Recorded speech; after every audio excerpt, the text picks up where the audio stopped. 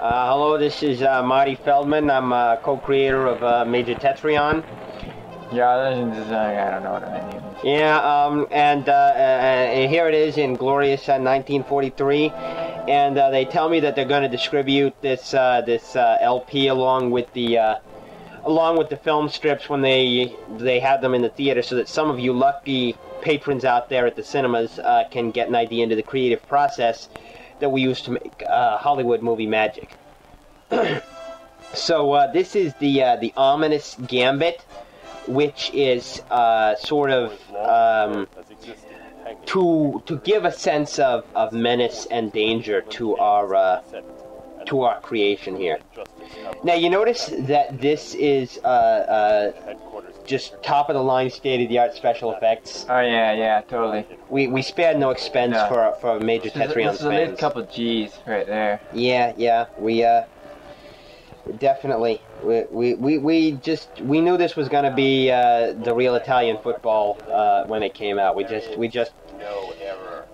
We know that for years, Action Comics, Major Tetryon exploits have thrilled our viewers, and we wanted to stay true to that Major Tetryon experience. Plus, we knew the profit margin be through the roof, you know. It's all for the fans, though. You think it's all for the fans. So Major Tetryon, he's like the Fuzz from the future. This is like the 20-somethings or the 30-somethings or maybe the 2010-somethings. It works. It's in the future when everyone's gonna have flying cars and like jetpacks to work, and there's Anne and Major Tetryon. That's Zach Wengheimer and Joanna. What was her name? Joanna Gans, I think it was. Boy, that dame has class and talent. Let me tell you, she's going somewhere. It would not surprise me if RKO signs her to like a lifetime contract. That Wengheimer's character, though, man, I don't know what his problem was. I mean, you call that acting? Yeah, well, you know, he's classically trained Shakespeare. He's always like, I was in this and that and Henry V, and I don't need this. He doesn't understand that serials are the ways of the future. Like, in the 30,000s, when they're showing this, there will still be serials that they will still be showing, and Shakespeare will be like, no, everyone will be like, Shakespeare who, you know? Yeah, no. Hopefully they'll have color by then. I think that's the next big innovation. I keep telling people, you know, they said sound wasn't going to happen. It happened. They put sound in movies. I think they could put color in movies. I think you're just looking a little too much into the future there.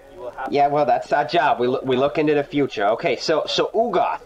Those of you that read the Action Comics know that he's like on the lam from the Future Police and the Future Patrol. We picked him for the heavy because even though he's not as popular necessarily as Lady Lightfog or Doctor Doom or the Invictus Kid, he had the most potential for one of these time travel stories. Yeah, she wanted to go for in this one, you know. We hadn't done a time travel yet, just done some of the standard old flying around in spaceship kind of thing. Yeah, and Flash Gordon. I mean, some of our writers thought it would be a good idea. Because they're classically trained writers that thought it would be good for us to do a time travel story too, for the first time, unlike anyone else who has never done one. No, yeah. So basically, everything you see here, like the space heaters that they got to liquidate the bad guys, and like the MOAs and the Nux and all that stuff. We designed that all to be just as close to the comics as possible. Oh yeah, Major Tetryon comics very popular back in a couple of years ago, you know. And popularity's kind of drifted off. Wanted to draw the fans back in, you know. Yeah, these guys, the Batman and the Superman, DC Comics is nothing. Major Tetryon is going to be remembered for years to come, and we wanted to preserve that and the profit margin there. So. Oh, wow, it's the end of the first episode, but flip over the LP and we'll record double-sided. So this here is the second chapter of the adventures of Major Tetryon, Intergalactic G-Man. And you think they still got Herbert Hoover running things? In when? When are you talking about? In the future, you know, they got some sort of like they preserved his brain in a jar or something. That's a pretty good story. We should probably write something about that, I think. Yeah. Or even J. Edgar Hoover, who's actually a G-man. I was testing you there, testing you, because Herbert Hoover was the president, and oh man, I really should have stayed in school. I guess I'm just kind of a John. So, basically, we had the poison gas because that was really popular back in the last Zorro that we saw. They had the poison gas, and kids were really like, it was a nail biter. People could relate, you know, because a lot of the gangsters would be using the poison gas in movies and stuff, and films. And you know, asphyxiation is really the most painful and feared of all deaths, so we thought it would be something that the kids could relate. You know, it's the kind of thing that would really hook them in. Yeah, because, you know, kids these days, they need some toughening up. Yeah, motion pictures have been a little soft on the kids. Yeah, all these family films. We need to, you know, we need to get some hoods, having some hits. You know, we gotta. I want you to find him. Yeah, you know, because I figure those Nazis, they're not gonna stay over there in Germany forever, and when that happens, America's gonna have to be ready. Yeah, not to mention. Let's go check some more. You know, is this 1943? Has that already happened? Well, I really should have stayed in school. Really should have stayed in school. Man, we're both such slobs. Such slobs. Basically, these are the bad guys. That's Marco Malone is the tall one, and that's your brother Vinny, isn't it? The short one. Good old Vinny. Has always been a pal. Yeah, Vinny. He's you know, we try to put him in all our movies. He's a real swell guy. Usually been a little typecasted, I say. As a punk, just like real life. Yeah. Okay, so this is chapter 3 of Major Tetryon, and you notice that someone really messed up on the titling here, because there's the Rust and the Gilbertson. Those are just the screen names, you know. You gotta protect the identities these days. Yeah, and plus, you know, truth be told, we did steal half our stock footage from Columbia, so I think this may very well have been different. Don't tell them that, man. Different. No, it happens. You know, Columbia takes stuff from us, we take stuff from Columbia. RKO welches on both. I mean, what is the last time that you saw a picture of Fay Ray that wasn't taken right out of something RKO did? You know, they take the images because they got King Kong in the archives, and they're like, oh, let's pull this out. Everyone remembers that. That was a big hit. They slap her face on the poster. Even Fay Ray isn't even anywhere in their latest picture. It's really kind of shameful, you know. Okay, so we put tumbling stairs into this script because we wanted to sort of identify with the deep down subconscious psychological childhood fear of breaking your neck falling down the stairs. Yeah. Because it's something that touches the human psyche, you know. To turn my tragedy into rage. Are they really paying for us to do this? I mean, that's great. This is wonderful. I think this could be big in the future. This sitting and talking about the movies you made. Future is destroyed. Okay, now this is Ugoth. We didn't really talk about Ugoth the first time, but to bring such a character with depth and height to the screen, we had to find a pretty remarkable guy, don't you think? Yeah, it was a tough search, you know, but we had some castings and interviewed a couple of participants. We didn't want anyone whose MO was like a method actor, because we got the method actor with Johanovich. And, you know, we didn't want one of these guys that's all, like, into ice and dames and be like, oh, yeah, I'm too good for this, so he only gives it half effort. We wanted someone that was a real comics fan, so that's when we got this guy who, why don't you tell more about him? I don't know how much more there is to say, you know. Yeah, well, his name would be a good start. Come on, don't be shy. Don't be shy. You did a great job. Did we write that down? We didn't write that down. You did a great job, man. Seriously, some people call it nepotism, but I call it just the greatest darn actor slash producer, writer, director person that really... He didn't produce. What are you talking about? You were the one, you dummy. I'm not that guy. It's my twin. Yeah, he's just too modest is a problem. Can't So this was a pretty big this chapter 4 here. This was like a landmark milestone. I mean, the kids could hardly sit through the newsreels, and like I heard that there was actually one Fleischer Superman cartoon that the kids just talk completely through. They were so excited to find. Like, I mean. This was one of the big ones, one of the Fleischer specials, and they talked through the whole thing. They were just so excited about finding out what happened to Major Tetryon. This was attached to, what was it? It Happened Tomorrow? Yeah, I think It Happened Tomorrow. That was a good movie. It was about the guy that gets the newspapers from the dead newspaper editor that were tomorrow's newspapers, and he finds out he's going to die.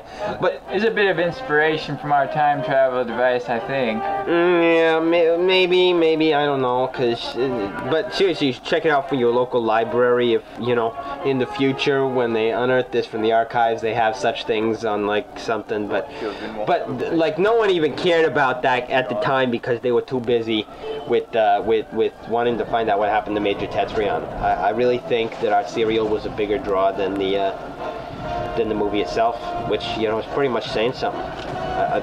Saying something at least. Yeah, for this thing we actually had to build a whole forest, you know? Yeah, that was pretty expensive, but like I said, we spare no expense, you know? No, spare no expense. It's a couple of G's, that's all.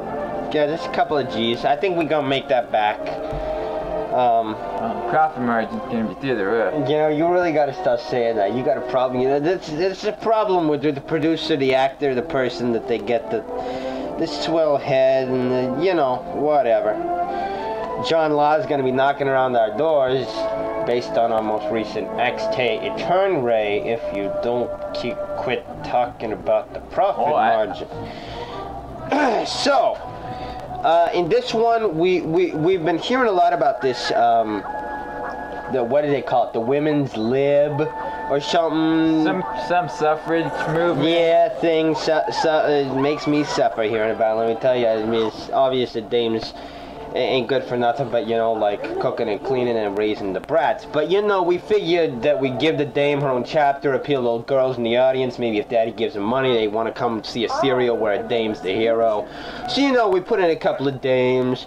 But, you know, we also had to put in some action, so we had a guy with a knife, because you really can't go wrong with a guy with a knife. I mean, Zorro had a guy with a knife, and Flash Gordon had a guy with a knife. And those were all immensely popular, you know. Yeah, they were big, and so a guy with a knife is always just, you know, it's a ticket to success. And since Major Tetryon is our ticket to success, we figured that the two kind of went well together. Okay, so this is really the one of the sort of the. It's one of those. Yeah, it's one of them. Really, so this Ugoth rat is threatening to rub out Major Tetryon via the proxy of his sort of thugs guys, you know, Vinny there, and stuff. But in the meantime, we got this dame who is gonna be stabbed. So it's like a multiple storylines, like the real Hollywood thing we got going there, because we're high class like that. You know, yeah, we're in a class all of our own, a high class, all of our own. It's the thing there,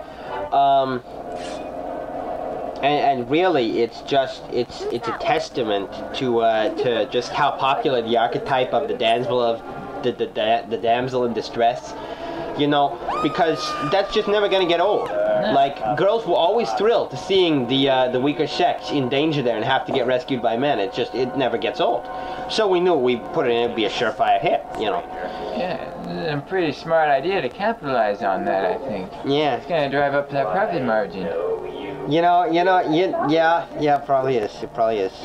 Zipper it. Sheesh.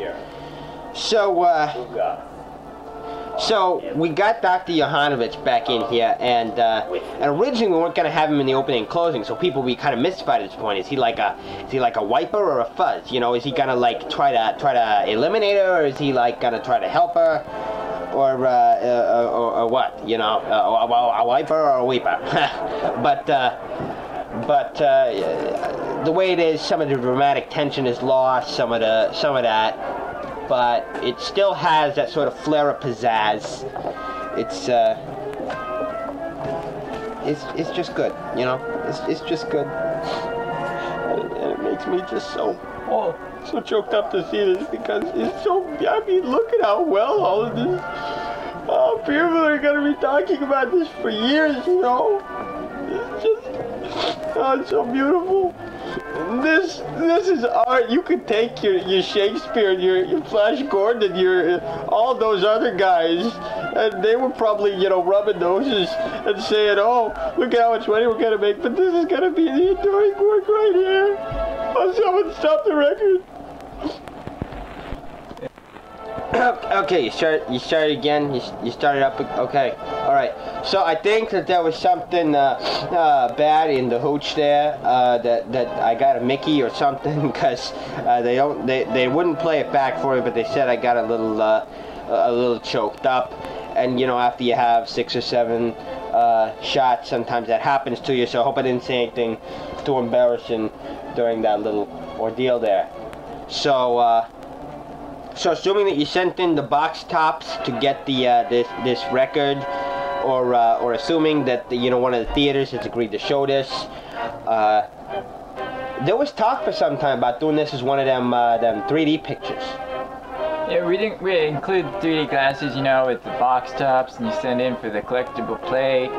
Yeah, but then we didn't make it 3D. Yeah, so production costs would have been through the roof. Yeah, but the collectible plate, it sort of has bumps and grooves in it, so it's kind of like 3D there, really.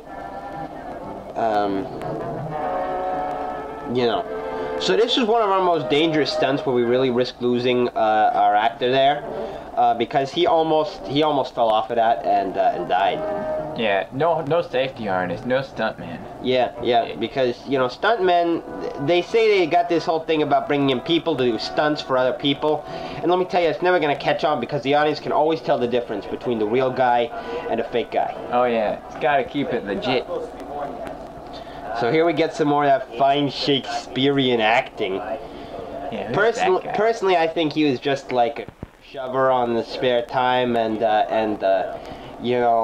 basically he just gave us all that Shakespearean bunk to to up his resume, because I'm telling you, something was phony with some of them bills there. But yeah, you checked those bills? I checked the bills, and they were better than the ones that I used to. They were but the guy did a good job, really. He did. I mean, assuming like we already had no previous acting experience, he really did a pretty good job. He did, and the prop department, like I said, they were coming up with the heaters from Tetryon, and the guys to have the shootout, and like the Tommy guns, the space Tommy guns, and all that stuff, and the rockets. They did a great job, and I think maybe this rubber was their crowning achievement there. Made out of petroleum. Yeah, fans of the comics will notice that we put the earring in there from when Major Tetryon became indentured in Slave to Mars series that was in the summer of '39 back then. Oh yeah, with because we figured really that it was only appropriate that we gave a nod to comic book continuity. Is that how you say it? Continuity? Yeah, the one thing being the same as the thing before that, which is kind of funny because the curtains are closed when the thing blows up here, so there's not much continuity there, but nobody's gonna notice that. In the future, it'll all be like this. Right. I mean, like what? Like blowing up churches? Okay, so this is, this title sequence was done by one of our animators that did most of our hand animation on there. I mean, he had to scratch those letters into the film on every frame, like painstakingly. Look at how still those are. That is like some brilliant work right there. It was quite a task. Yeah, and we only had to throw out the negatives and start over like only once, and that was when he was trying to create a new character. You remember we had the frog guy, we called him like Jar Jar or something like that. Jabba Jabba. Jabba Jabba, yeah. We had the idea of completely generating a character within the movie using special effects technology by, you know, scratching him onto the film negatives with a pin. We realized about halfway through it that it would never work, and yeah, I don't think it'll scratched ever. up the film so much that the film started ripping into little pieces. It wouldn't have been popular, you know? Yeah, we thought we'd put it in for the kids, but... It would have never caught on, I don't think. Yeah, we're pretty safe and secure in the knowledge that every director from here on out will be too smart to ever try to do something really stupid like that in their movies, right? Because everyone knows that like a frog man for kids in an otherwise serious work, that's just asking for trouble. Oh, and our pyrotechnician, I am proud to say we did not have a single fire extinguisher on set that day. We beat the rap that those fire safety marshals were trying to pin on us and all that bunk, trying to make us pay the union dues. We beat that rap like nothing else. I mean... Yeah, not even much smoke. There was more smoke coming from my cigar. Yeah, there was more. There was more. I mean, and that's part of the trick is you gotta have a good stogie for any special effects because you need you're like the smoke coming out of the back of your rocket ship, a stogie. That's your trick right there. You know, that's. Now this is some of the cutting edge martial arts choreography stuff. We had a guy come in from Chinatown, named Wong Lee. And later it turned out he was actually from Brooklyn, like me, and he was just visiting Chinatown, and you know, he did all that to impress us, but he was like a choreographer for Flash Gordon, and he had a pretty impressive resume, so yeah. They trained for a couple days on this sequence. Yeah, they did. Boy, it's just a marvel, a masterpiece. Of course, I heard that that Chung is now doing it all in the state pen. You know, 0 to life kind of a thing. But up the river. So this may be one of his last professional works before you know, before he started trying to do this stuff in bars and stuff, and tried to turn can opener and knock off a few ice joints. Copper's got him. Shame. Copper's got him. But, you know, hey, the motion picture business must go on. The industry will survive. We'll miss you, Chung, you know. I think he was actually a cousin to what was it, Macaulay Barnes, the guy that commanded Matthews. We never really talked about them, did we? Nah. So Macaulay Barnes, he was quite a guy. We really should talk. He financed about what would you say, like 98.5%. Yeah. Whatever happened to him? I think he's doing time upriver. Yeah. So we kind of lucked out on not having to pay him for that one. Yeah. He never came by to collect his check. Oh wait. So he and Leah like doing time together. Yeah, together. And they knew each other. That's like some sort of irony or something. I think they're historical irony. Cracking the safes together, I think. They were both can openers? Oh yeah. Oh yeah. Big time. Man, I mean, I would have pegged him for a con, but now, whoa, that's just kind of... He was big time. It's kind of deep there. You know, it's changing times. That's the way I see it. It's changing times. The world ain't the way that it once was back when, you know, the silent films, Buster Keaton. Oh man, you know, the Laurel and Hardy.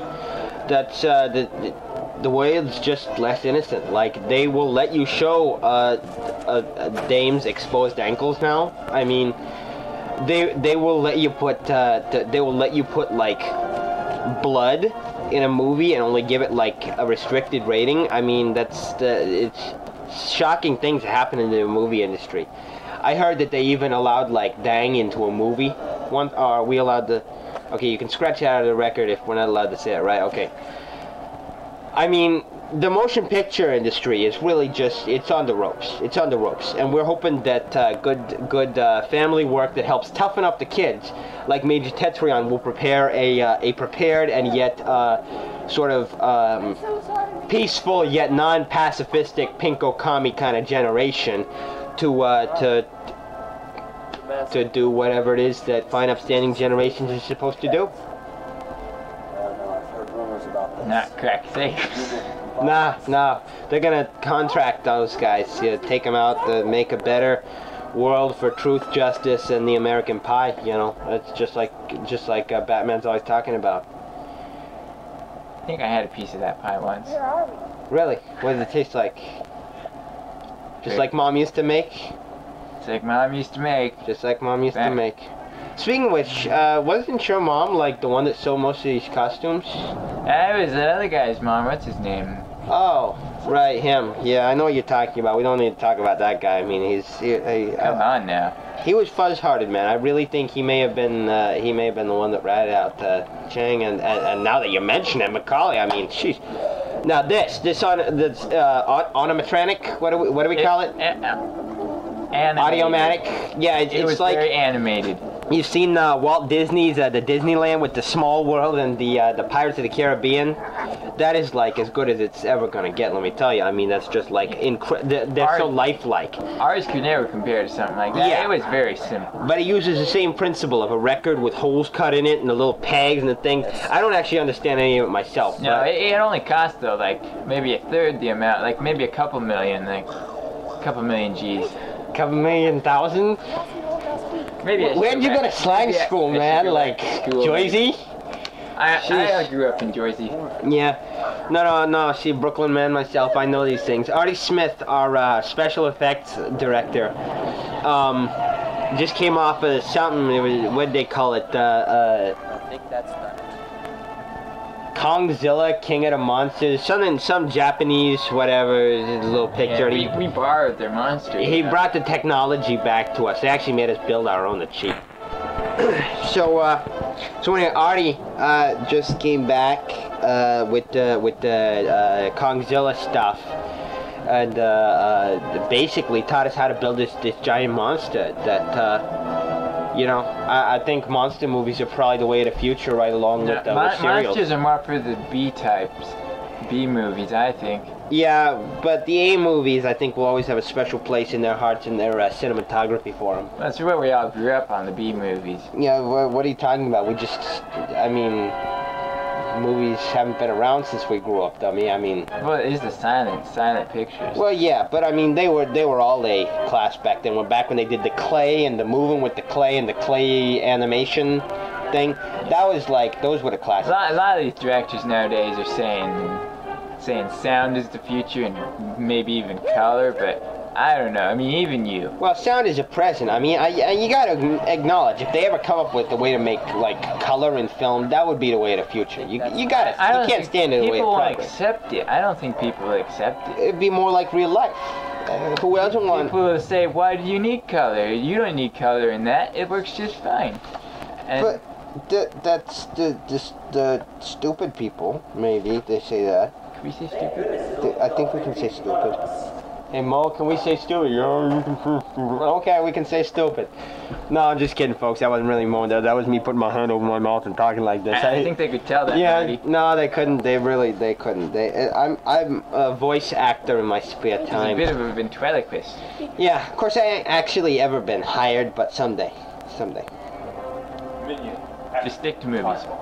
Yeah, right. I want to make one about a boxman sometime. What do you mean? Boxman, you know, that breaks in. His head is a box. Boxman, can opener, safe cracker. You know what I'm talking about. That's how I grew up in Jersey. Right. You grew up in Jersey. No, seriously. And he takes on some like, we put someone like the Hardy Boys and have them.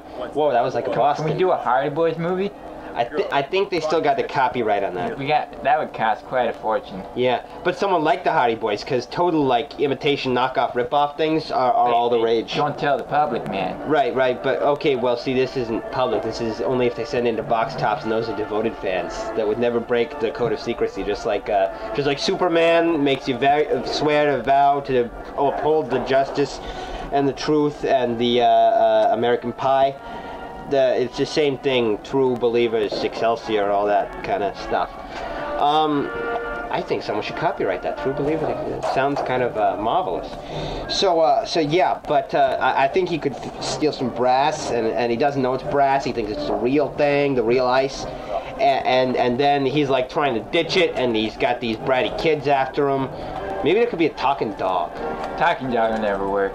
How would you get a dog to talk? Well, you could do it in animation. I told you, man, that thing will never catch on. The talking dog and the kids that solve the mysteries? Animation. Oh. It would... Wow. This has got to be like the longest album in the history. I'm surprised we haven't run out of room on this record yet. So this, especially considering that we had to flip the first one after one chapter and all the rest of them are... I've been flipping them. You haven't been paying much attention. Oh, we're on more than one record? It's like 10 records each. Does that affect the profit margin? Records are a dime each. A dime? A dime? A whole dime? We gotta pay a dime for these things? What do you think, we're made of money? We're making a couple G's on this picture. You spitting all over the floor now? What, you spitting all over the floor now? Oh man, I can't believe... Give me a break. A dime? You know, I could buy I'm taking everyone out to dinner for a dime. Oh man, a dime. We could all stand to lose a few pounds. Yeah, we might have to if we're paying a dime a record. Sheesh. What do you think, I'm like... Rockefeller or J.P. Morgan? It's coming out of the profit margin. And now I'm taking on your accent? Oh man, you're a bad influence. We gotta blow this place. It's them Jersey jeans. Yeah. Jersey this, Jersey that. Maybe I'm gonna make Ugot blow up Jersey in the sequel. Maybe, how'd you like that? I'll have the Martians invade with some Purple Death on Jersey. How about that? Sheesh. We can't have color, man. Flash Gordon did the Purple Death, something completely unrelated, that was also the color purple, that's probably not copyrighted, just last month. You don't have to be able to see the color to tell people that it's the color. We could even maybe get some Red Death, like, on half price and tell people it's Purple Death, because they can't tell in black and white, you know. So seriously. I reckon. Seriously. Precious atomic energy. A box man. Which I will use to escape. A box man. Yeah, I'm telling you, a box man that goes around. You can't be serious. Yeah, stealing brass, and he has like the couple of kid detectives and a talking dog is the bad guy. This guy be like the hero of the picture? Yeah. See, it would be like an anti-hero. Like anti-hero. Yeah, like an anticlimactic hero. People won't accept an anti-hero. Yeah, sure they will. There was like that one guy. What was his name? The guy in the West serial, and he like shot guys with the desperados and the vigilantes and stuff. Wasn't he a hero? Well, I consider, since he shot people, like an anti-hero. Because it's self-defense, I reckon. Okay, I told you never to do that impression in my presence again. I reckon. You know, he really thinks that he can do westerns. Let me tell you, you can't do westerns. Shut up, man. Shut up. I'm not gonna tell you again. You know, we're through after this. I better cut that out. Yeah. You know, oh man, this is. Look at this. Artie really outdid himself there, right there. Look at that. That's a rocket. It's just like they're gonna have in the future. Yeah, like 1990s, even 70s maybe. Yeah, they'll have rockets like that. Cars and the flying toasters. The jetpacks. The jetpacks. And the hypno rays. Take you to work. Yeah, on the moon. Work on the moon, or maybe Mars. Maybe. I mean, Mars is a little bit out there. I think that'll take a couple thousand years. Yeah. But by the time that this is set in, right? Oh, look, there's Macaulay again. Hey, and our Shakespearean actor. Oh, seriously, he thinks he's so big. Yeah, seriously, do you think anyone even like reads the Shakespeare, all the big words and the these and the thous? Yeah, why do they learn to speak some English? Yeah, I know some proper English, like proper from Jersey. Yeah. I mean, like, no one's ever gonna grow up to be a bullbuster or you know. They're never gonna win big at the carpet place if they're cramming their head with this Shakespeare instead of like proper gambling tips and stuff. You know, they're all just gonna end up dips on the street. You know, swindling people out of their ice, really. So we had the idea that he would be putting a purse in the frozen suspension there. The cry or something, right? Yeah, just like in that one caveman comic where he's frozen and he lives forever and he comes and fights crime. Yeah, it's like, why do you want people in Alaska to live forever? If that's the case. Yeah, right. You steal my jokes. So this is almost over. I think that these serials gonna be the way of the future. Major Tetryon will live forever. I'm betting sometime by the 1980s, maybe they'll even be making these in color. Oh yeah, they're probably I don't know about color though. I mean. Well, could be. Okay, so we're saying a goodbye from me. Yeah, me too. Yeah, so we'll see you next time.